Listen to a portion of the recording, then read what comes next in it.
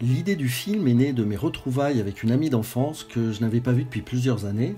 Je la retrouve, on est en 2013, elle me dit qu'elle habite à Tokyo depuis 2 ans, elle travaille pour une grande banque française. Le comité dans 10 minutes, on va pas pouvoir updater notre opinion. Tant qu'on n'a pas le papier, on n'en parle pas, d'accord? Et puis elle me raconte le tremblement de terre de mars 2011 alors qu'elle venait juste d'arriver, elle était encore en plein déménagement, emménagement. Ses enfants aussi venaient d'arriver, son mari était encore à Hong Kong, il était vétérinaire, donc le temps de régler un peu toutes ses affaires.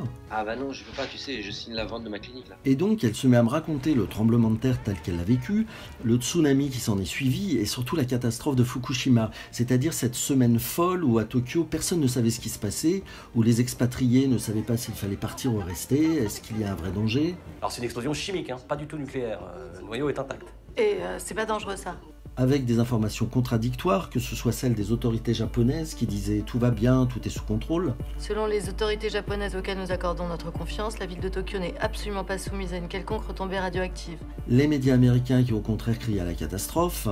Et comment elle a dû gérer ça, à la fois gérer l'évacuation de son personnel, Mais tous les vols sont pris d'assaut, il n'y aura jamais assez de place pour tout le monde! gérer l'évacuation de sa famille, puisque ses enfants venaient d'arriver. Et chacun est face à son destin dans ce genre de situation, à savoir est-ce qu'il faut partir, est-ce qu'il faut rester. Mais qu'est-ce que vous foutez à Paris? J'ai besoin de vous, moi, on a tous besoin de vous! Ce qu'elle me racontait, c'était finalement le quotidien d'une catastrophe, quand vous êtes tellement au cœur de l'action que vous n'avez pas le temps d'avoir peur, parce qu'il y a tellement de problèmes, tellement de choses à régler. Moi, j'appelle l'agence et on voit. Toi, réponds-leur et surtout dis-leur de patienter.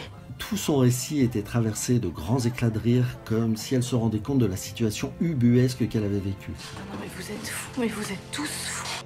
Et c'est ce mélange entre la petite et la grande histoire qui m'a donné envie d'en faire un film.